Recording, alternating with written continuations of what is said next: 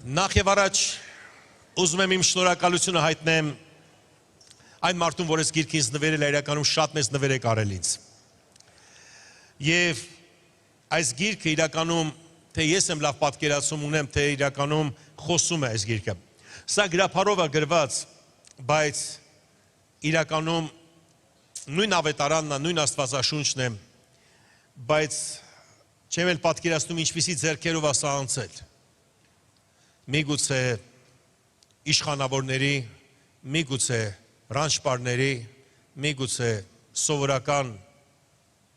տնային տնտեսու կամ մանուկների, ինչ որ ձեռքերով անցել է երաժիշտների, դերասանների, բայց այս գիրքը շատ մարդկանց կյանք է փոխել։ Նայելով այս գրքին, մի բան եմ ցանկանում նրան նմանվեմ։ Միգուցե տեսքով այդքան էլ չի, բայց ներսը շատ հարուստ է։ Ամեն։ Գիտեք, այս օրերը մեզ մոտ որ ընտրություններ է կատարվում եւ մենք շատ աղոթք ենք անում ընտրությունների համար, ոչ թե ընտրությունների, այլ ընդհանրապես երկրի համար։ Եվ մարդիկ ինձ հարց են տալիս. քո կարծիքով ով է Աստծո ընտրյալը։ Մի հարց, որը չունեմ պատասխան։ Իմ կարծիքով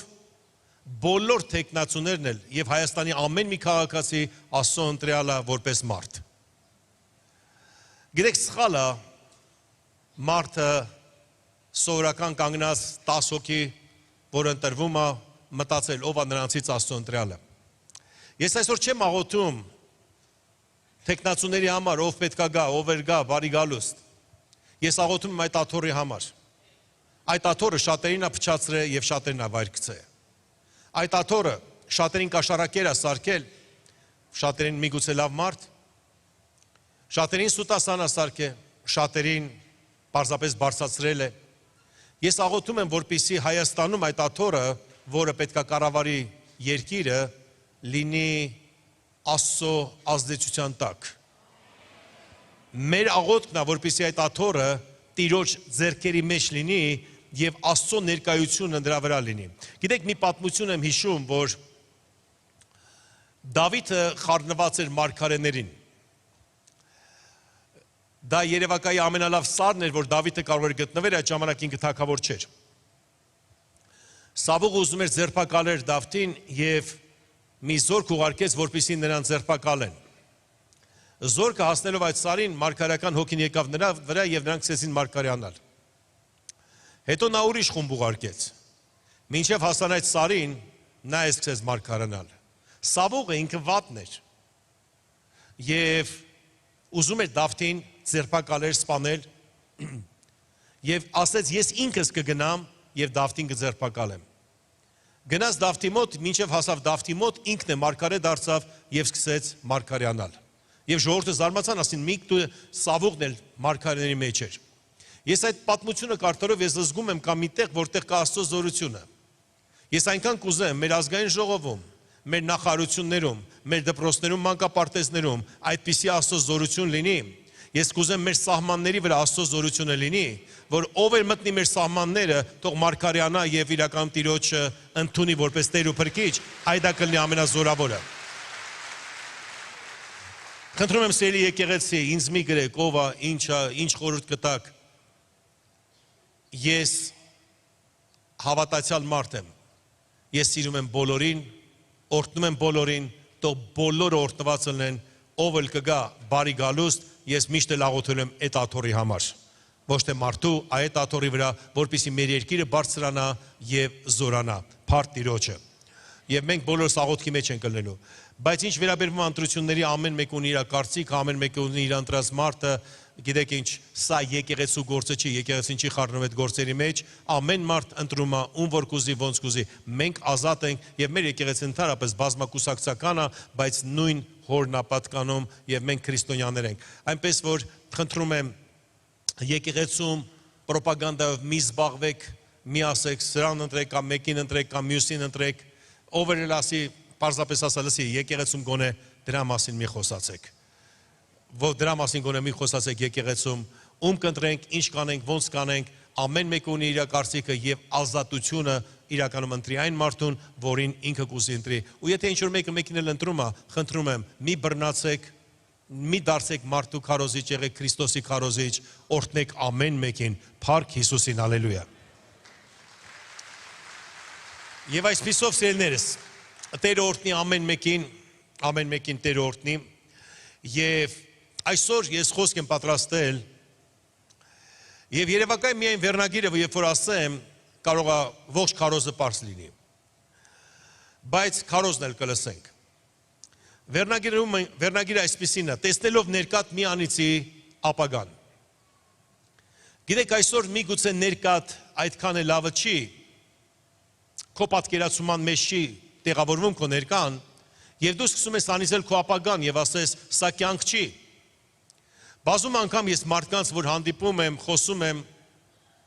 եւ մարդիկ ասում են, որ սա կյանք չի։ Գիտեք, ինչ գիտես վաղը ինչ ա լինելու։ Ես հիշում եմ մեկ անգամ սրճարանում մի երիտասարդ աղջիկ, դե անիծել երևի շատ բարձր կլինի ասված, հետաքրքիր կանգնեց իր ընկերների մեջ, ես էլ կողքով արդեն դուրս էի գալիս եւ ասեց. «Ումա պետք է հիմար կյանքը, սա կյանք է, որ ես ապրում եմ»։ Ես շրջվեցի նրան, ասեցի. «Լսի, կարելի է ձեզ մի բան ասել, դուք երիտասարդ եք, դուք գեղեցիկ եք եւ դուք առողջ եք, դրանից ավել ձեզ ինչ է պետք»։ Նա ուշադիր իմ երեսին էր նայում։ Գիտեք, շատերը ունեն Instagram ֆորմատով մտածելակերպ։ Դուք զգացել եք Instagram լինի, TikTok լինի, TikTok ընդհանրապես ինչքան մարդ ինձ թվում է հիմարություն տեղադրելու մի հարթակ է, որ մարդիկ սիրում են այնտեղ հիմարություններ նայելու։ Facebook-ը սիրում են կարդալ ինչ-որ բաներ, Instagram-ը տեղադրել ինչ-որ բաներ։ Եվ երբ որ նայում ես Instagram ֆորմատը, այնպես չի, որ ես չունեմ Instagram, ես շատ Instagram ես ունեմ, լավ օգտագործում եմ եւ ես կողմակից եմ, որ մենք ունենանք։ Բայց ինչ ենք մենք անում։ Ես շատ մարդկանց եմ ճանաչում եւ իրանք իրականում դժբախտ մարդիկ են, բայց որ Instagram-ում նայում ես, գիտեք, դրանից երջանիկ մարդ չկա։ Ես ճանաչում եմ ընտանիքներ, որ բաժանման եզրին են կանգնած, բայց Instagram-ում բոլորը նայում են, ասում են, ինչ երանելի ընտանիք են։ Ես գիտեմ մարդկանց, որ ընդհանրապես անգամ գումար չունեն սրճարան գնալու, բայց Instagram-ով ամբողջ օրը մի հատ տորտ են ուտում սրճարանում։ Իրականությունը եւ Instagram-ը տարբեր բաներ են։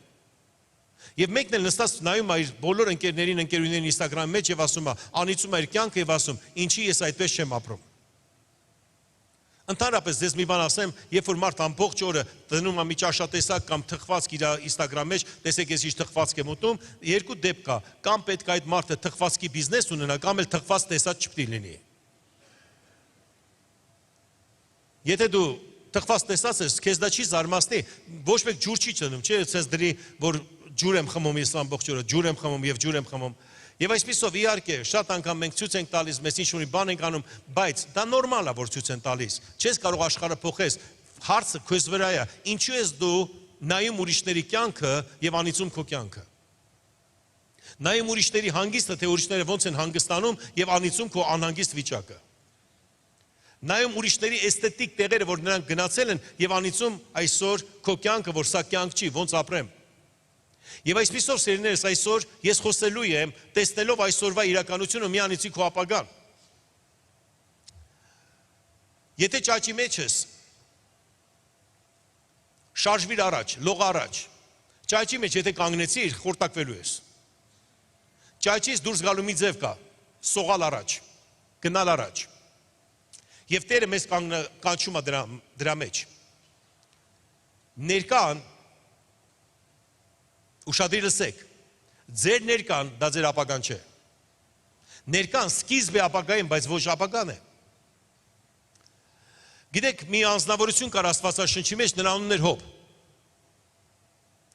Եթե Հոբի ներկան նայեր, երևակայի թշնամուտ չէր ցանկանա։ Փոքր ժամանակում կորցրեց ամեն ինչ։ Տուն, տեղ, հարստություն, երեխաներ։ Եվ կինը մոտեցավ եւ Հոբին ասեց. Գիտեք Հոբին ոնց են կոչում, Հոբ իմաստուն, Հոբ տարապյալ, տարբեր անուններ են տալի։ Եվ մոտեցավ նրան ասեց, «Էլ ինչ ես ապրում, անիծիր քո կյանքը եւ մեռի»։ Թվում է թե Հոբը այդ տարապանքի մեջ, որտեղ ինքը գտնվում էր, պետք էր անիծել իր կյանքը եւ վերանալ։ Բայց Հոբը իմաստություն այնքան էր, որ անգամ տառապանքի մեջ բերանը չբացեց եւ չանիծեց իր կյանքը։ Չանիծեց իր ապագան։ Դուք ասես, բայց չորտնեց է, բայց լռեց։ Ամենադժվար բանը, որ տառապանքի մեջ կարող ենք անել, դա լռությունն է։ Չգիտես ինչու ուզում ես խոսես։ Ուզում ես մի բան ասես, բայց պետք է լռես։ Տառապանքները տարբեր են, գիտեք, դա միայն նյութական չի տառապանքը, կարող է լինի շնչավոր, կարող է լինի հոգևոր, կարող է լինի ընտանեկան, կարող է լինի ընդհանրապես, չգիտեմ ինչի հետ կախված, կարող է լինի անձնական կյանքի։ Երեք մի երեխա մոտեցավ իմ ծառայության ժամանակ, մեր երեխաներից է եւ նա 12-13 տարեկան է, ասում է, հով կաղոթես իմ համար, ինչ է եղել, կյանքս տակնու վրա է եղել։ Գիտեք, լավ ապահով ընտանիքից է, շատ լավ երեխա է, մտածում եմ, ասում ես, լսի, քո խնդիրները ես ունենայի։ Չգիտեմ, ինչու երևի TikTok-ում մի բան դրե, մեկը վատ բան գրե եւ ինքը արդեն, գիտեք, դա իր համար մեծ խնդիր է։ Կյանքի տակնու վրա է եղել։ Մեզ համար դա ծիծաղալու է, բայց իր համար դա ցավ է։ Նույնպես այսօրվա քո ցավը շատերի համար ծիծաղալու է։ Դրա համար սիրելիս այսօր, երբ որ տեսնում ես քո տառապանքը, մի անիծի քո ապագան։ Հոբը չանիծեց եւ լռեց։ Եվ գիտեք ինչ կատարվեցավ, վերջի Հոբի օրհնությունը ավելի ուժեղ էր, քան սկիզբը։ Մարկոս առաջի գլուխ, առաջի խոսքից գրված է այսպես. Աստծո որդի Հիսուս Քրիստոսի ավետարանի սկիզբը։ Գիտեք, այս խոսքը շատ ուժեղ է։ Ոնց է սկսվում ավետարանը։ Եթե ասենք քո սկիզբը, որն է քո սկիզբը, բայց ավետարանի սկիզբը սկսում էր այսպես. Ինչպես գրված է մարգարեներում, ահա ես հրեշտակ ուղարկում եմ քո երեսի առաջից, որ պատրաստե քո ճանապարհը քո առաջին։ Կանչողի ձայն անապատումը պատրաստ արեք Տիրոջ ճանապարհը եւ շիտակ արեք նրա շավիղները։ Խոսքը ասում է անապատում կանչողի ձայնը։ Այս աշխարհը նման է անապատի։ Մի մեծ անապատ է։ Ամեն ինչ չոր է, ամեն ինչ վատ է։ Որ խնդրեմ նկարը կդնեք։ Ես անապատի նկար եմ պատրաստել։ Գիտեք, շատերի համար անապատը ինչ-որ մի ռոմանտիկ վայր է, բայց անապատը դաժան մի տեղ է։ Այստեղ ջուր չկա, ոչ մի բան չկա։ Հիմա այս նկարը ինչի է նման։ Դուք ասես անապատի, տափաստանի։ Սիրից սա քո կյանքն է։ Սա այս աշխարհն է։ Այս աշխարհը գժվել է։ Այս աշխարհը խելքը թռցրել է։ Ողջ աշխարհը ապրում է ընտրությունից ընտրությունների մեջ եւ մենք զբաղված ենք, լինի Միացյալ Նահանգներում, լինի Եվրոպայում, լինի այստեղ, լինի Ռուսաստանում, ում ենք ընտրելու եւ վաղը ոնց ենք ապրելու եւ մարդիկ մինչեւ այսօր հավատում են, որ կառավարիչները կարող են փոխել մեր կյանքը։ Լսեք, աղբյուրը Քրիստոսի մեջ է։ Եվ ինչու խոսքը կասի անապատում կանչողի ձայնը, կա ձայն, որ կանչում անապատուն, ես հիմա կուզենամ քո նկարը դնեմ, դու ինչպիսին պետք է լինես։ Ահա, ես մտածում եմ ամեն մեկը, որ անապատով անցնե, երևակայի երբեք չի շրջանցի այս ծառը, կգնա այդ շուքի տակ կնստի։ Սա պետք է լինի քո պատկերը։ Գիտեք, ողջ տարածքը չոր է, բայց մի ծառ աճել է։ Ու գիտեք ինչ կանանչ է, գիտեք դա ինչ է ցույց տալի, որ հենց այս ծառի տակ ջուր կա։ Այսօր մենք գտնվում ենք անապատում եւ քո կյանքը անապատի մեջ է, բայց ասեմ ձեզ մի բան, որ երբ որ ընդունեցիր Հիսուս Քրիստոսին քո Տեր եւ Փրկիչ, աղբյուրը բացվեց։ Եվ դու իրականում կյանքով լցվում ես, որ այս աղբյուրը բացվում է։ Այսօր մեր պատկերը սա պետք է լինի։ Ոչ թե անապատի մեջ մի ինչ-որ մի բան դառնանք, այլ կանչողի ձայն անապատում։ Եվ այսօր ամեն մի հավատացյալ դա կանչողի ձայն է անապատումը։ Եվ ինչ ենք մենք կանչում, պատրաստ արեք Տիրոջ ճանապարհը։ Աստված այսօր մարդու կարիք ունի։ Սիրելիս, ես այսօր քեզ եմ դիմում, Աստված այսօր քո կարիք ունի։ Ոչ թե միայն եկեղեցում գաս փարաբանես Տիրոջը նստես, ոչ, մեր կարիք ունի մեր երկիրը փոխելու։ Կարևորը չի քո ընտանիքում ոնց ես, ինչպիսի մարդ ես, լավ մարդ ես, թե վատ մարդ ես, հարցը նրանում է, ինչքան մեծ ազդեցություն ունես դու քո շրջապատի վրա։ Շրջապատը այսօր ծարավ է եւ ամեն մեկը ջրի կարիք ունի։ Այսօր շատերը գիտեք ինչ են մտածում, ասում են, լավ, դե որ մարդկանց ավետարանը կիսվեմ, կմտածեն ես հավատացյալ եմ։ Այդ ինչ վատ բան է, որ մտածում, որ վախենում ես, որ կմտածեն, որ դու հավատացյալ ես։ Այսօր մեղավոր մարդիկ չեն մտածում, որ իրանց մասին ինչ-որ բան կասես, նրանք պարզ մեղքերի մեջ ման են գալի, իսկ ինչ ես դու վախենում քո սրբությունից։ Ուրեմն դու չես հավատում այն ջրին, որից դու խմում ես։ Եթե այսօր, միայն այսօր հավատակ այդ ջրի ձեր կյանքը կփոխվի։ Մարկոս 16-րդ գլխում Հիսուսը մոտեցավ իր աշակերտներին եւ ասեց. Ես չեմ կարդա 16-ի 15-ից 20-րդ խոսքն է, եւ գիտեք ինչ ասեց. Գնացեք բոլոր աշխարհը ավետարանը քարոզեք։ Ով որ հավատաց եւ փրկվեց, այս նշանները կհետևեն։ Եվ խոսքը կասի, որ իմ անունով դևեր կհանեն, իմ անունով նոր լեզուներ կխոսան, իմ անունով մարդկանց կբժշկեն, եւ մենք տեսնում ենք, որ դա կատարվի։ Այսօր եկեղեցին ունի զորություն լցված լինի 9 պարգևներով։ Դու նայում ես այսօր քո տառապանքին, քո ցավին, քո հիվանդությանը, բայց Աստված քեզ նայում է, գիտեք ոնց, որ դու մարդ ես, որ պետք է իր պարգևներով լցես եւ մարդկանց բուժես։ Երբ որ ասում ենք դիվահար, մի մտածեք, դիվարը այն մարդն է միայն որ հոգեբուժարանում է, կարող է դա մտքով հիվանդ է, բայց դիվար չլինի։ Միգուցե դիվարը լինի այն մարդը, որ պարզապես գեղեցիկ հագնված է, գեղեցիկ պաշտոն է գրավում, բայց այնպես դիվարը լինի, որ մարդիկ աղքատանան ողջ երկրի մեջ։ Այնպես սատանայի ծրագրեր կատարի, որ մարդիկ մահանան այս երկրի մեջ։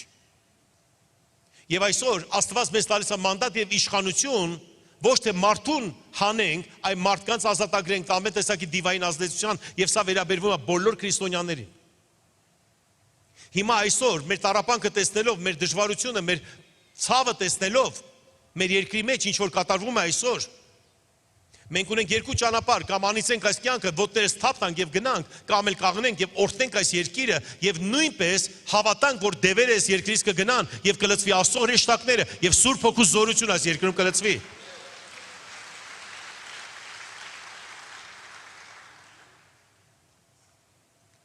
Գիտեք այսօր բաժանված է ողջ ազգը գույների։ Եվ եթե ուզում ես խոսած, մեկը քեզ հարց կտա, ում կողմից ես դու։ Գիտեք ինչ ասեք Հիսուսի։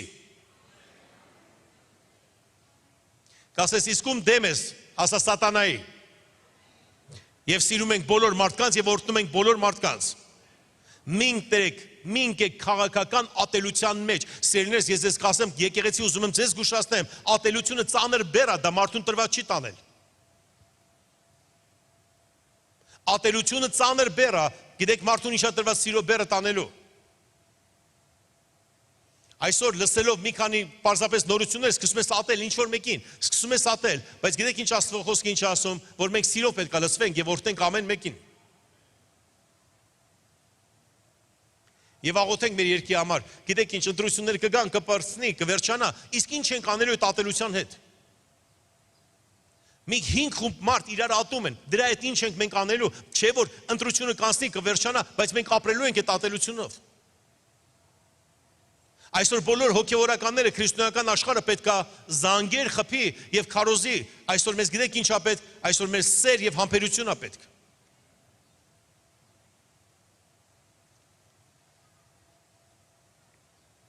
Հիսուս իր աշակերտներին հավաքեց եւ նստեց լեռան վրա սովորացնում էր ու ասում էր գնացեք ամբողջ աշխարհը քարոզեք, ավետարանը քարոզեք ամբողջ աշխարհը։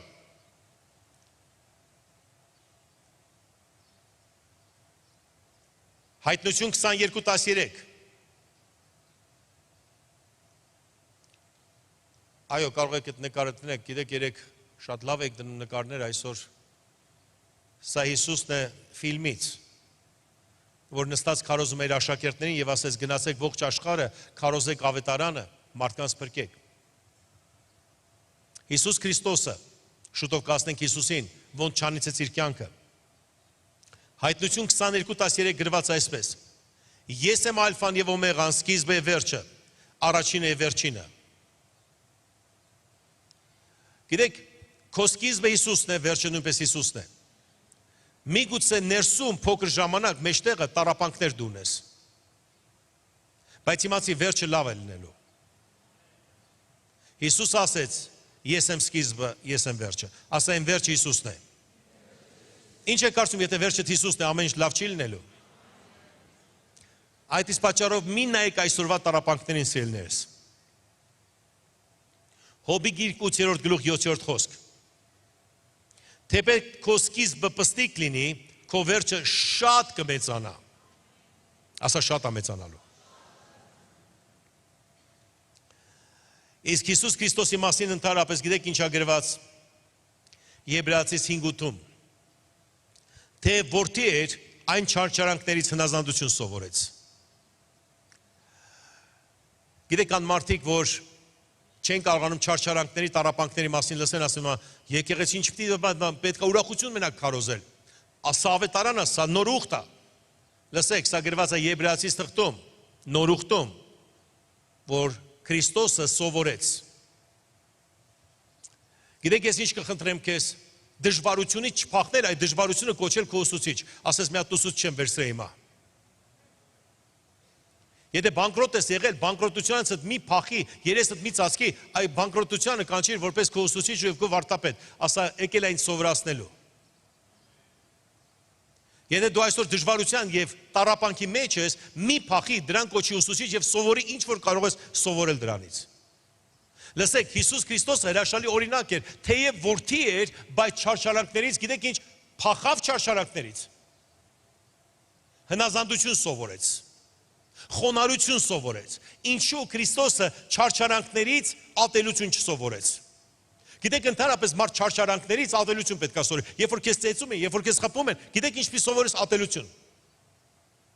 Չարչարանքներից գիտեք ինչ պետք է սովորել մուր պահել։ Դժվարությունից ու չարչարանքից պետք է սովորել պարզապես գող չլնել կամ կյանք ինքնասպանությունից վերջացնել։ Ինչքան մարդիկ այսօր ինքնասպան են լինում, գիտեք ինչի պատճառով, չարչարանքների պատճառով, որովհետև չարչարանքները իրան ինքնասպանություն սովորացրեցին։ Ինչ անում չարչարանքները։ Ես ում այստեղի վրա կանգնեմ։ Չարչարանքները մեկին ինքնասպանություն են սովորացնում։ Չարչարանքներն ու տառապանքները ինչ որ մեկին սովորացնում են դժբախտ լինել։ Չարչարանքներն ու տառապանքները ստիպում են, որպեսզի ամուսինը ծեծի իր կնոջը, որպեսզի կինը փախնի ամուսնուց։ Տառապանքը սովորացնում է փախնել երկրից, պրծնել է դրանից։ Տառապանքը եւ չարչարանքը, սիրելիս, մարդուն սովորացնում է լինել մուր պահող մարդ։ Ես կարող եմ թվել ամեն մի բան, որ չարչարանքն ու տառապանքը սովորեցնում է։ Ես ինքս այս կյանքում ապրող մարդ եմ, եւ գիտեք ինչ, չարչարանքն ու տառապանքը ամեն ժամանակ ինչ որ սև գծեր է բերում, որ դու ավելի վատը դառնաս։ Բայց Քրիստոսը այդ ամեն ինչի մեջ, գիտեք ինչ սովորեց,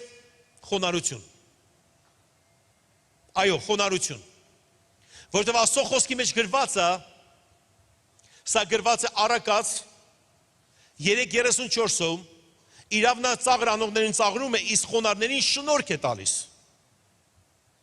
Փառք պիտի ժառանգի իմաստունը, բայց հիմարները կբարձրանան անարգանքով։ Հիմարները, գիտեք ոնց են բարձրանալու, անարգանքով են բարձրանալու։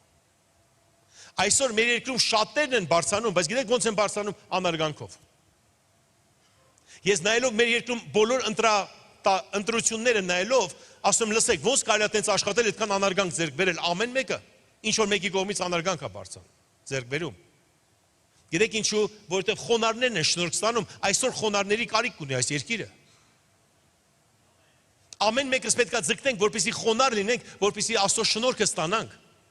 Քրիստոսը ստացավ Տիրոջ շնորհքը, որովհետև նա տառապանքից դաս վերցրեց։ Սիրելի եկեղեցի, ամեն մեկը այսօր ունեք չարչարանքներ եւ տառապանքներ, վաղը ոնց է կարթնանալու, ավելի կատաղած, ավելի բարկացած, իրավիճակները այնպես են։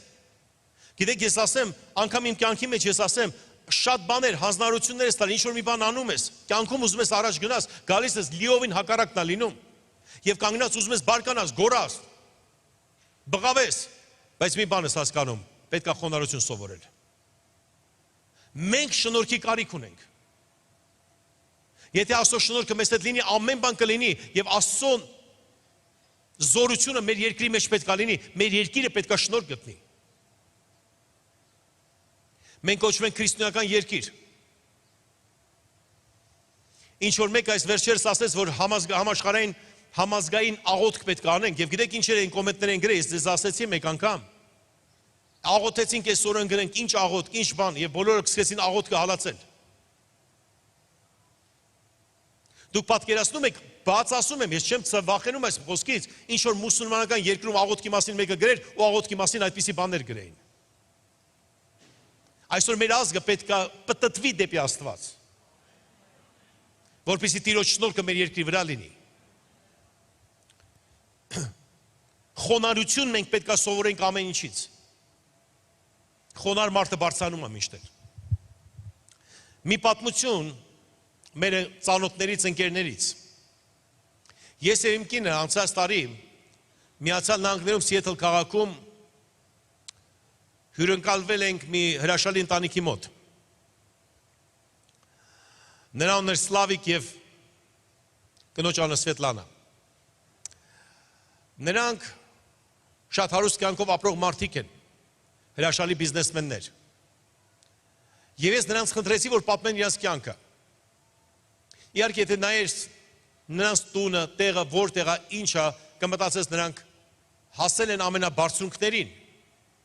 Ու ինձ հետաքրքիր է, ինչպիսի ճանապարհով են հասել նրանք այդ բարձունքներին։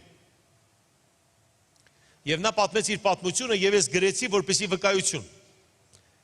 Նրանից թույլատվություն հարցնելով ասի, ես քո կյանքը պետք է պատմեմ։ Ուրեմն Սլավան ինքը ավարտում է Ուկրաինայում համալսարանը գերազանց եւ դառնում է լեզվաբանականն ավարտում։ Նրա կինը Սվետլանան ավարտում է միջազգային ժուրնալիստիկան։ Գերազանց երկուսն էլ ավարտել են։ Երկուսն հրաշալի մասնագետներ են։ Գիտեք, շատ անգամ քո բուհը թույլ չի տալի քեզ առաջ գնաս։ Որտեվ քո կրթությունը մեկ է, բայց Աստված չգիտես քեզ ինչ է ուզում անի։ Եվ նրանք ընկնում են երկուսով Ամերիկայի Միացյալ Նահանգներ, մեկը լեզուների մասնագետ, մեկն է միջազգային ժուրնալիստիկա, պարզվում է Ամերիկայում ոչ նա պետք ոչ նա։ Միգուցե պետք է, բայց այդ տեղերը զբաղված են արդեն։ Նրանց համար գործ չկա։ Գիտեք, մեզ շատ է օգնում մեր տկարությունը, մեր ստամոքսը, երբ որ ուտել է ուզում, պահանջում է, որ անենք ամեն գործ։ Ով էլ քեզ չխոնարհեցնի, մարդուն չխոնարհեցնի, ստամոքսը հաստատ կխոնարհեցնի։ Դու չես կարող դիպլոմը դնես դիմացդ եւ կշտանաս։ Եվ նրանց վերցնում են մի տեղ աշխատանքի, ռեստորանում նրանք պետք է զուգարաններ մաքրեին եւ պոլերը լվանային։ Նրանք մի հին մեքենա, կոտրված մեքենա են ունենում եւ մի ռեստորանում պոլերն են լվանում եւ զուգարանն են լվում։ Ամեն մի քանի ժամ հետո մտնում լվանում են զուգարանները։ Եվ երբ որ նրանք լվանում են, երկուսն է մի բան են մտածում, մեր կրթությունը, մենք այնպիսի կյանքով ենք ապրել, միթե սրա համար են կանչվել։ Հենց այստեղ մարդիկ ինքնասպան են լինում։ Երբ որ մի լավ բան պատրաստում ես, մի վատ բան ստանում ես։ Հենց այստեղ մարդիկ ինքնասպան են լինում։ Հենց այստեղ մարդիկ դժբախտանում են։ Ուշադիր լսեք, սիրելիներ, հենց այստեղ է, երբ որ դու մի բան պատկերացրես, մի բան ստանում ես, այստեղ մարդիկ դժբախտանում են։ Քրիստոսը չարչարանքից խոնարհություն սովորեց։ Եվ նրանք պոլերը գետին են լվալով եւ Սլավան ասում է, հանկարծ մտածեցի, որ մենք պետք է գումարը հավաքել ենք, փոքրիկ մի սենյակ վերցնենք։ Դուք չեք պատկերացնում, ասում է, ինչ երջանիկ ենք մենք առաջի գիշերը մատրասի վրա քնելու։ Ես անգամ գրել եմ նրանց մատրասի վրայի առաջի գիշերը։ Ասում է, մենք սուրճ ենք դրել եւ երջանիկ նստել ենք այդ օգտագործած մատրասի վրա, որ մենք ունենք այդ մատրասը։ Մեքենայի մեջ մենք հաց ենք ուտում, ասում է։ Եվ օրերից մի օր գետինը պոլերը լվալուց նա հայտնություն է ստանում, թե ոնց անի, որ ավելի մաքուր լինի եւ ավելի շուտ լինի։ Հայտնությունից հետո նա սկսում ավելի լավ մաքրել եւ նրան տալիս են երկրորդ ռեստորանը, հետո երրորդ։ Եվ գիտեք, այդ օր ինքը ինչ հասկանում, միգուցե սա իմ կոչումն է, սա իմ նոր բիզնեսն է։ Եվ գիտեք, նա սկսում է այդ բիզնեսը։ Այսօր նրանք մաքրում են հարյուրավոր ռեստորաններ, հարյուրավոր հյուրանոցներ, անգամ տարբեր շտատերում, Միացյալ Նահանգների տարբեր շտատերում, որտեղ ռեստորանում իրանք մաքրում են, ասում են, ես ասկի այդ շտատերում չեմ եղել։ Նա պարզապես կազմակերպում է։ Լեզուն ասում է, ինձ պետք եկավ միայն անգլերեն խոսալու համար, կնոջն էլ կրթությունը պետք եկավ հաշվապահությունը վարելու համար։ Իրանց տանը նստած, մեծ գրասենյակներ ունեն, աշխատում են։ Գիտեք, եթե նա ընկներ իր դիպլոմի հետևից, կմտածեր, որ այդ դիպլոմը իր ապագան է, բայց ինչ որ մեկը չընկավ դիպլոմի հետևից, նա խոնարհություն սովորեց։ Այսօր դու գտնվում ես մի իրավիճակի մեջ։ Եվ այդ իրավիճակի մեջ դու մտածում ես, որ չէ որ ինձ ուրիշ ձև են դաստիարակել, չէ որ իմ ընկերների Instagram ուրիշ բան է ցույց տալի, ինչի եմ ես իրավիճակի մեջ, միգուցե դա քո նոր գործն է։ Սիրելիներս, միշտ ապեք։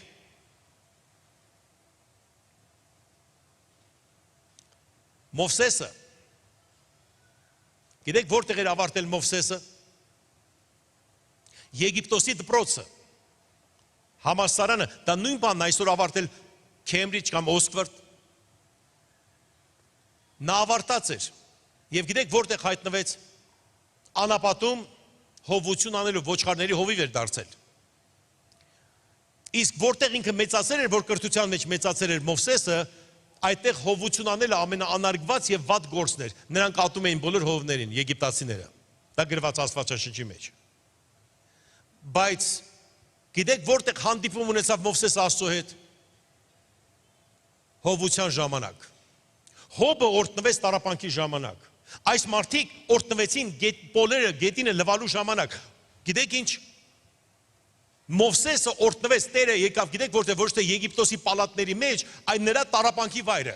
Իմացեք սիրելիներս, Աստված գալիս է քո տառապանքի վայրը։ Բաց եղեք լսելու, գիտեք շատերը չեն լսում ասուն տառապանքի վայրի մեջ, գիտեք ինչու, որովհետև պահանջարկը շատ է։ Տեր Աստված, եթե դու կաս, ես ինչի եմ այս վիճակի մեջ, սկսում անիծել իր կյանքը։ Բայց կարելի է այսպես ասել, Տեր, ես այս վիճակի մեջ եմ, փառք ես, սկսի խոսալ ուրեմն ինձ հետ։ Ինչ պետք է անեմ հիմա։ Ոնց ես պետք է այս վիճակը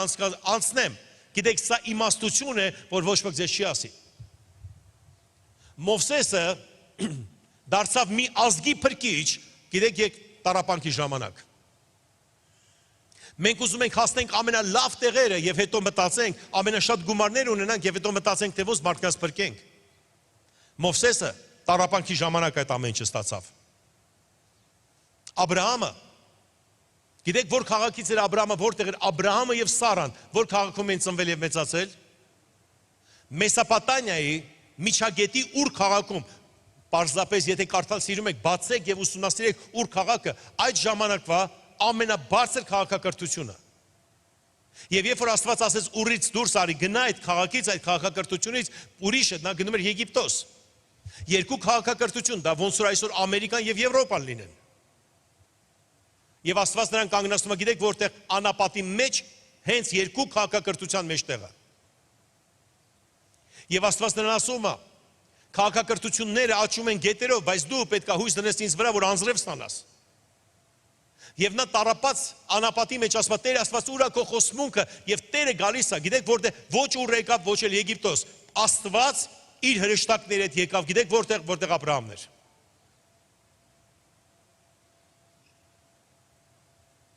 Նա տառապանքից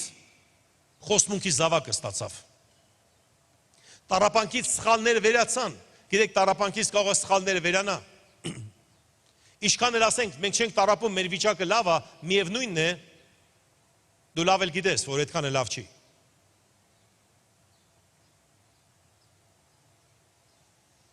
Իսկ Հակոբը, նրա զավակը, օրհնությունից հետո ընկավ տառապանքի մեջ։ Նրա եղբայրը խնդիր չուներ, ամուսնացավ, հարստության մեջ մեծացավ, ոնց ծնվել էր հարստության մեջ, այդպես էլ մեծացավ։ Իսկ Հակոբը կին ստանալու համար 14 տարի աշխատեց, իր սիրած կնոջը ստանալու համար 14 տարի աշխատեց։ Լաբանի ոչխարներն էր պահում։ Իսկ հարստանալու համար 7 տարի էլ աշխատեց։ 21 տարի։ Եվ հետո ուզում է հարստանը, գիտեք, մարդ 21 տարի աշխատում է, ոչ մի բան չունի։ Մտածենք, եթե Հակոբը 20 տարեկան էր կամ 22 տարեկան, արդեն 43 տարեկան կամ 45 տարեկան եւ նայում է յետև ու ասում է, ես ոչ մի բան չունեմ։ Ուրիշները ամեն ինչ ունեն, ես ոչ մի բան չունեմ։ Լաբանին ասում է, մի բան կարելի է ինձ, եւ Լաբանը մի այնպիսի բան ասում, որ դա հնարավոր չէր։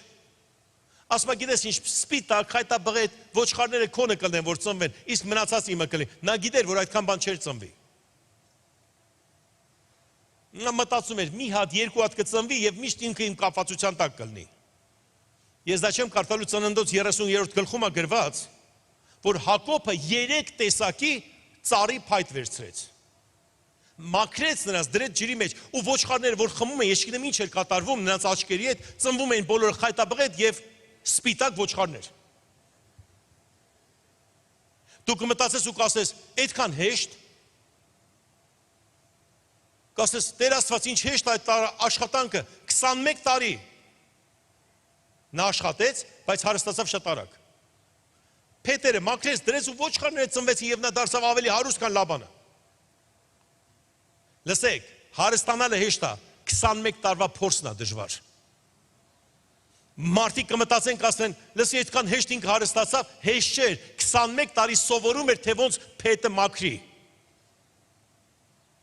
21 տարի սովորում էր, թե 3 հատ փետ ոնց մաքրի եւ ոչխարների մոտ դնել։ Գիտեք, հաջողություն հասնելը հեշտ է։ Այսինքն հաջողություն ստանալը հեշտ է, ճանապարհն է դժվար։ Ես ձեզ ցույց կտամ,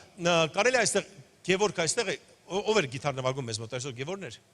Գևորգ ջան, կարող ես գաս այստեղ։ Եկ այստեղ կմնաս ինձ հետ։ Կարող ես գիտարով մի բան նվագել։ Ինչ որ մի հատ սոլո բան նվագի գիտարով։ Լսեք ուշադիր։ Հիմա Գևորգը շատ հրաշալի ձևի ձեզ համար կնվագի, բայց գիտեք ինչերի միջով անցել, մինչև այսքան կարող է նվագի։ Ես եթե նվագեմ, լուրջ եմ ասում, ես կարող եմ հիմա գիտարը վերցնեմ, այնպես նվագեմ, որ 5 րոպեից այդտեղ մարդ չմնա։ Եթե մենք ուզում ենք մարդկանց փախցնենք այստեղից, ես պիտի գիտար նվագեմ։ Եթե ուզում ենք մարդիկ ավելի շատ գան, պետք է Գևորգ նվագի։ Գիտեք ինչքան տառապանք անցել։ Ես գիտեմ ինչքան սոված գիշերներ անցել, անքուն գիշերներ անցել, երբ որ գիշերը ժամը 3-ին մտնում ես նրա մոտ, նստած գիտարա նվագում։ Մի բան նվագի, խնդրում եմ։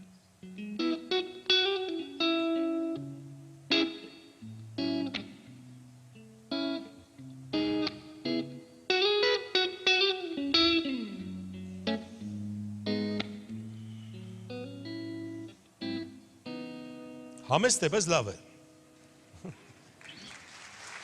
Հարգասո։ Այդտեղ նստի։ Իրականում այստեղ նվագում անին պրոֆեսիոնալ երաժիշտը, Գարիկը։ Գիտեք, այսօր մարդիկ կմտածեն, ինչ կարող են միանգամից նվագել։ Ես կասեմ, կար ժամանակ, որ ուրիշները պահկվոցի էին խաղում փոքր ժամանակ, նրանք պահկվոցի չէին խաղում, նոտաների վրա էին նստած։ Գիտեք, այդ վերջի հարվածը շատ հեշտ է, դժվարը ճանապարհը անցնելն է։ Դժվարը ճանապարհը անցնելն է։ Հաջորդ մարտը Հովսեփն էր։ Դուք շատ եք լսել Հովսեփի մասին, որ տեսիլքի համար ընկավ Եգիպտոս, իսկ սրբության համար բանտ ընկավ։ Ամենադժբախտ տեղը։ Մեկը ներ կհանձնվեր, կասեր, կանիծեր իր ապագան, կասեր, ես ինչ կյանք, ուրեմն ես հանցագործ կյանքով կապրեմ եւ կվերջացնեմ իմ կյանքը, բայց գիտեք ինչ։ Նա հենց բանտում սկսեց իր մարգարեական ծառայությունը։ Ասեց սկսվեց։ Եթե ինչ-որ մեզանից մեկ լներ, մենք կտարապենք, ասենք, Տեր Աստված, այսօր բերեցիր մեզ։ Հիշեք այս խոսքը, այսօր բերեցիր մեզ։ Գիտես ուր տարավ քեզ Աստված քո հաջողության հարթակը։ Բայց իմ դուրը չի գալի դա։ Սխալ ես մտածում։ Օրտի քո ապագան։ Հովսեփը մի քանի ժամ հետո, մի քանի օր հետո, տարի հետո Եգիպտոսի կառավարիչն է։ Ապագայում Հովսեփի ապագան շատ ուժեղ էր։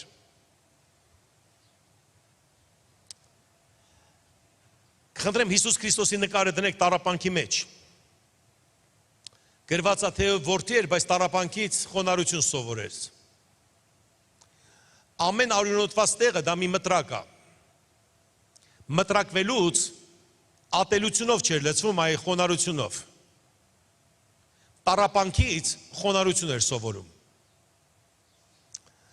Գիտեք, սա նկարը, որ դրված է Քրիստոսը խաչի վրա, դու գիտեք ներքև ինչ էր կատարվում, բոլորը հայհոյում եւ անարգում էին նրան։ Անգամ կողքի ավազակը։ Եվ նա չէր լցվում կատաղությունով ու մարդկանց մարդկությունը ոչնչացնելով, ասում են կրակ իջացրու եւ թող այդ մարդիկ վերանան, բայց նա գիտեք ինչ էր գոռում, Տեր ների, չգիտեն ինչ են անում։ Ինձ համար ամենամեծ պատկերը ով է խոնարհ մարդը, դա Հիսուսը խաչի վրա։ Հիսուսը խաչի վրա տառապում էր։ Գիտեք ինչու ինքը չէր հայոյում, ինչու ինքը չէր բարկանում, այ խոնարհություն էր սովորում, որովհետև նա կարիք ուներ տառապանքից հետո բարձրանալու։ Գիտեք ինչքան մարդիկ կան այսօր, որ հարց ես տալի, ինչու եկեղեցի չես գալի, նրանք դեմ են տալի տառապանքը, բայց այսքան ժամանակ տառապում եմ, ինչ որ մեկը մահացավ, աղքատացա կամ իվան, բա ուր էր Աստված։ Լսեք, տառապանքի տեղը ժամանակ ավելի շատ եկեղեցի պետք է գաս։ Ավելի շատ պետք է աղոթք անես։ Եվ մարդիկ սկսում են Աստծուն ուրանալ տառապանքի պատճառով, բայց ոչ թե միանալ Տիրոջը։ Հաջորդ նկարը։ Ահա թե ինչու ինքը Հիսուսը չէր անում, նա պատրաստում էր թագավորելու։ Եթե դու տեսիլք ունես ապագայի մասին, երբեք ներկայի մեջ դու քեզ պատերով չես տա։ Ապագան զորավոր է սիրելիս։ Իսկ դուք ունեք ապագա։ Դուք ունեք ապագա։ Վերջին մարդը, որի մասին խոսամ, դա Պետրոսն էր, Քրիստոսի աշակերտը։ Կխնդրեմ այդ նկարը դրեք։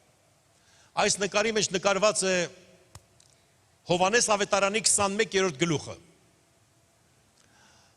Գիտեք շատ, իհարկե դու գիտեք, որ սա աշակերտները չեն, սա Քրիստոսի նկարը չի, սա պարզապես նկարիչը պատկերացրել է։ Բայց իրավիճակը սենց էր 21-րդ գլխում, Քրիստոսը չկա եւ աշակերտները նորից որոշեցին գնան ձկնորս դառնան, նորից հետ կյանքը։ Ինչքան դժվար է հետ կյանք գնալը։ Նրանք գնացին ամբողջ օրը աշխատեցին եւ ոչ մի ձուկ չբռնեցին։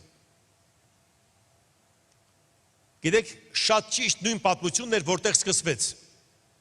Հիսուսի հետ հանդիպեցին։ Նորից պրոֆեսիոնալ ձկնորսները աշխատում են, ոչ մի բան չեն բռնում։ Եվ ափից մի ձայն, տղեկ ուտելու բան ունեք, ողջ գիշեր աշխատեցինք, ոչ մի բան չբռնեցինք։ Այո, առանց Քրիստոսի լինի եկեղեցի, լինի եկեղեցովի, լինի պետություն, ողջ գիշեր աշխատելու ես, ոչ մի բան էլ չի լինելու։ Ամեն մի գործից առաջ մենք Քրիստոսի շնորհքի կարիք ունենք։ Ամեն գործից առաջ։ Եթե անգամ վերցնում ես գիր գրելու, առանց Քրիստոսի դու չես կարող։ Աշխատելու ես ողջ գիշեր ու ոչ մի բան չի ստացվելու։ Ինչքանով Տերը քեզ ասում է։ Եվ այնտեղ ափից մի մարդ ասեց, ցանցը դեպի աչք գցեք, գցեցին եւ շատ ձուկ բռնեցին, Պետրոս ասեց, Տերն է։ Հագնվեց ու ցածկեց ջուրը, ընդհանրապես հանվում են, որ ցածկեն ջուրը։ Մեկ մարդիկ ման են գալի ասում են, հետաքրքիր է, ինչու նա հագնվեց, հետո ցածկեց ջուրը։ Դու էլ Հիսուսի ձենը լսեր, չգիտեմ, դու քեզ կորցներ։ Նրան արդեն ամոթ էր մեր գնալու։ Եվ այսպիսով սիրելիներս, ովքեր էին նավակի մեջ, մեկ արդեն չկար կախվել էր, Հյուդան էր դա։ Ամենադժվար ժամանակ նա որոշեց ինքնասպանությունը։ Ոչ թե ապագա ապաշխարությունը, այլ ինքնասպանությունը։ Միթե Հյուդան, որ կանգներ Տիրոջ առջև եւ ասար Տեր ների ինձ, Աստված չէր ների։ Այսօր ես ոնց որ ասեցի, շատերը ընտրում են ինքնասպանությունը, բանտը, դժբախտությունը, քան ապագան։ Նավի մեջ Պետրոսն էր, որ ուրացավ 3 անգամ Քրիստոսին։ Նավի մեջ Հովանեսն էր, որ փախավ Քրիստոսին մենակ թողեց։ Եվ այդպիսով 11 հոգի Թովմասն էր, որ երկմտեց։ 11 սխալ բնավորությունով մարդիկ։ Տեսնելով Քրիստոսին ինչ պիտի մտածեն, ես պատկերացնում եմ այդ ժամանակ, երբ որ նրանք նավակով մոտենում էին, միգուցե մտածում էր Պետրոսը, հեսա կասի,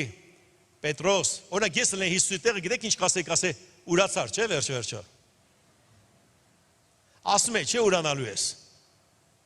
Ես մարդ եմ։ Աշակերտները կասե, փախակ, հա ինձանից։ Այդ էր ձեր հավատարմությունը, որ ամբողջ օրը քո հետ կլնենք, մենք ես չենք թողի, բա որ էր ձեր հավատարմությունը, տղեկ։ Ու նրանք կներես էլի Հիսուս, ոչ, բոլորը սպասում են, որ Հիսուս էսա կշրխկացնի իրանց։ Ափ են գալիս, Հիսուսը նայում է բոլորի աչքերի մեջ և գիտեք մի հարց է տալի, ինձ սիրում եք։ Այո, Տեր, սիրում ենք քեզ։ Ասում արածացրեք իմ գառներին, մի անգամից պաշտոն է տալիս։ Հովական ծառայություն է տալիս։ Ոնց Տեր։ Բա ուր է քննադատությունը։ Հիսուս, չես քննադատում մեջ, ոչ սիրելիներս, ես ձեզանից լավ դաս ստացա։ Խոնարհություն սովորեցի։ Ես ձեր միջոցով ապագան կառուցեցի։ Գնում եմ այնտեղ եւ ես ձեզ կկանչեմ այնտեղ եւ գիտեք դրանց ինչ ասում, գնում եմ եւ ձեզ այնտեղ ձեզ համար տուն սարքելու եւ ձեզ կկանչեմ այնտեղ։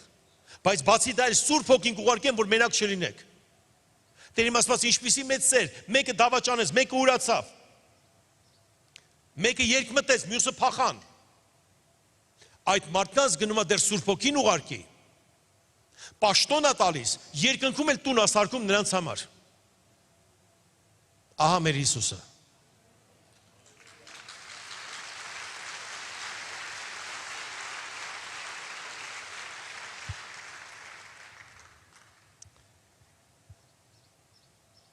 Արակաց 4:7 Իմաստության սկիզբն է, իմաստություն ստացիր, և քո ամեն ստացվածքի հետ հանճար ստացի։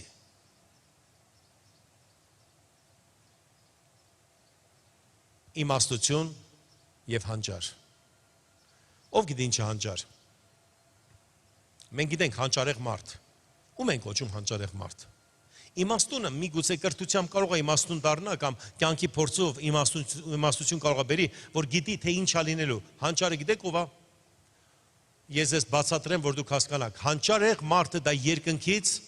հայտնություններ առնող մարդն է, որ դու չգիտես, դա սովորել, չես սովորել, ինստիտուտում չես անցել, պարզապես մեջդ միտք է ծագում։ Ինչու է Էյնշտեյնը հանճար կոչվում, որովհետև օրից մի օր միտք ծագեց, որ ոչ ոք չի մտածել դրա մասին։ Ինչի է Նյուտոնը հանճար կոչվում, որովհետև նա ձգողական ուժը տեսավ իր ներսում, հանճարեղ մարդիկ են դրանք։ Գիտեք որն է հանճարը։ Ում մոտ է եղել, որ աղոթքի ժամանակ մի հատ պայծառ միտք է ստացել, խնդրում եմ, կամ խոսքի ժամանակ, կամ աղոթքի ժամանակ, դա հանճար է։ Այսօր դժվարության մեջ, տառապանքի մեջ, դու գիտեք ինչ պետք է անեք, հանճար պետք է ստանաք։ Այդ տառապանքը ոնց օգտագործես, վաղը ոնց է լինելու։ Սիրելիներս, դուք այն եկեղեցում չեք, որ պարզապես մտածեք, որ ձեզ սովորացնում են տառապանքի մեջ մինչև կյանքդ վերջացրու, ոչ, տառապանք օգտագործի։ Հզոր բաների ես հասնելու։ Այստեղ կան մարդիկ, որոնք այսօր անգամ միգուցե ճանապարհի գումար չունեն, օրից մի օր լինելու է, քո մեքենայով ես գալու այստեղ։ Կան մարդիկ այսօր, որ դժբախտության մեջ են, օրից մի օր վկայելու ես։ Այսօրը հիշեք, հանճար և իմաստություն ստացի։ Գիտեք, իմ ձեռքը բաժակ է, մեջը ջուր։ Հաշվեք, որ ես բաժակը դուք եք, ասա ես ես բաժակն եմ։ Մեջի ջուրը քո ապաշխարությունն է, Քրիստոսն է, որ լցրել է քեզ։ Բայց սա չի նշանակում, որ դու հավատք պետք է ունենաս։ Դու հավատք ունես, որ փրկված ես, բայց հավատքը գալիս է լսելուց և լսելու Տիրոջ խոսքից։ Մենք պետք է ձգտենք այսօր, այս օրը կանգնած հավատք ունենանք։ Ես աղոթելու եմ այսօր ձեզ համար։ Ինձ մոտ կա վիտամին C։ Սա վիտամին C է։ Շատ օգտակար մի բան։ Բոլոր հիվանդությունների ընդհանրապես վիտամին C շատ օգտակար է ամեն մեկին։ Անգամ առողջ մարդուն է օգտակար։ կոչեմ սա դու ես, ջուրը Հիսուսն է, վիտամին C-ն հավատքն է։ Եվ երբ որ գցում ենք մենք ջրի մեջ, ինչ որ մի բան ջրի հետ կատարվում է։ Մինչև այդ ծառայությունը գալը, միգուցե դու ես եւ Հիսուսը քո մեջ, բայց հիմա քո մեջ սկսում է մի բան էփել, ով ազգում այդ բանը։ Դա այդ վիտամինն է, որ հավատքն է, որ դու ստանում ես։ Քո այդ ամեն ինչ լավ է լինելու, սիրելիս։ Քո այդ ամեն ինչ լավ է լինելու։ Կարող եք փառաբանության խումբը գաք այստեղ,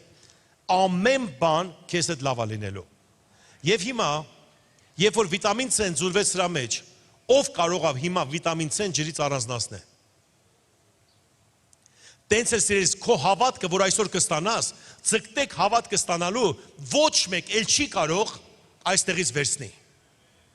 Այն հավատքը, որ գալիս է, չի գալիս պարզապես 2 օր քեզ հետ մնալու, գալիս է քեզ հետ ապրելու համար եւ քո մեջ մնալու համար, որ Տերը քեզ կուղարկի։ Հավատացեք ոչ թե այսօրվա տառապանքին, հավատացեք վաղվա օրվան։ Միգուցե հոբի օրն ես այսօր ընկել, բայց վաղը ուրիշ է լինելու սիրելիս։ Փառք Հիսուսին։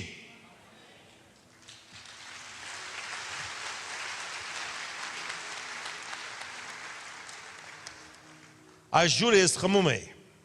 այսինքն դեռ չեմ խմել։ Հիմա դուք տեսաք, այս ջուրը ուրիշ գույն ստացավ եւ ինքը փոխեց, արդեն դու ես Աստված հավատքով լցված քո կյանքը։ Հավատքով լցված քո կյանքը։ Ես տալիս եմ սա գարիկին, որ խմի ու առողջ լինի։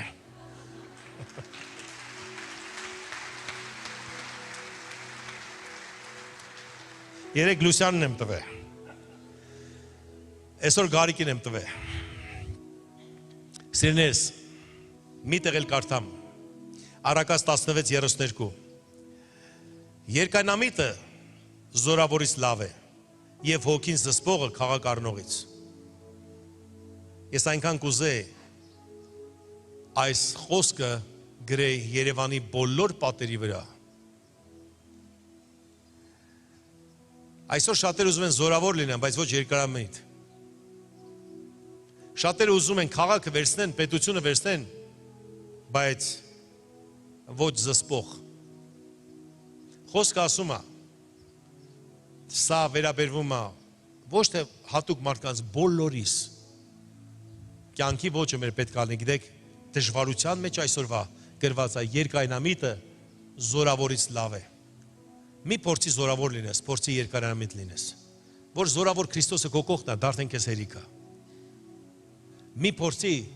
քաղաք վերցնես, փորձի ոգիդ զսպես։ Գիտեք, եթե դու նստած ես մեքենայի ղեկին, ու դու գիտես ճանապարհը ուղիղ է, եւ գիտես ոստիկաններ չկան, միևնույնն է, մեքենատ 150-ի տակ մի քշիր, ոգիդ զսպիր, միգուցե դեմը մի երեխայի անցնելու։ Դու չգիտես ինչ է լինելու։ Մեքենա քշելով քեզ զսպի,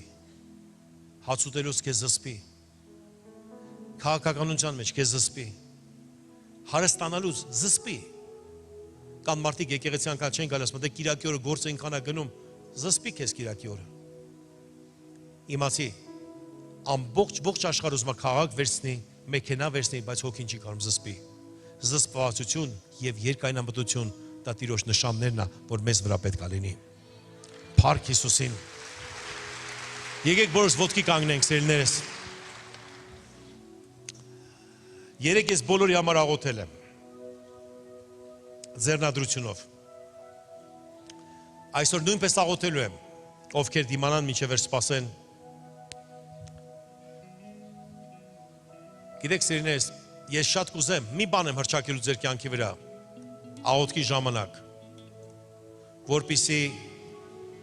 դուք ունենաք հանճար եւ իմաստություն։ Երևակայի հանճարի հակառակ որ նայենք, դա անճարն է։ Լսի, անճարությունից դեպի հանճարություն։ Ասա, անճարությունից դեպի հանճարություն։ Գիտեք հանճարությունը ինչա, որ մի հատ միտք կստանաս ու անճարությունից դուրս կգաս։ Փառք Հիսուսին եւ Տիրոջ իմաստությունը։ Քո կյանքը կփոխվի։ Այսօր դժվարության մեջ մի անիծի քո կյանքը։ Տեսնելով քո ներկան, մի անիծիր քո ապագան։ Անճարությունից դեպի հանճարություն։ Ասա ինձ հետ, անճարությունից դեպի հանճարություն։ Ասեք ինձ հետ միասին հայր մեր աղոթք, ասեք հայր մեր, որ երկնքում ես, քո անունը սուրբ լինի, քո արքայությունը գա, քո կամքը լինի, ինչպես երկնքում, այնպես երկրի վրա։ Մեր ամեն օրը հացը տուր մեզ այսօր, եւ մեզ ների մեր պարտքերը,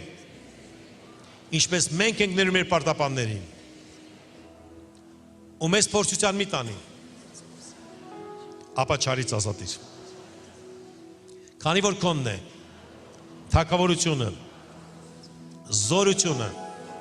եւ փառքը հավիտյանս ամեն։ Փառք Հիսուսին։ Տերը օրհնի քեզ եւ պահի քեզ։ Տերը պայծառացնի իր երեսը քեզ վրա եւ ողորմի քեզ։ Տերը բարձրացնի իր երեսը քեզ վրա եւ խաղաղություն տա քեզ։ Տեր Հիսուս Քրիստոսի շնորհքը, Աստծո սերը, Սուրբ Հոգու հաղորդությունը ձեր ամենի հետ լինի։ Ամեն։ Փառք Հիսուսին։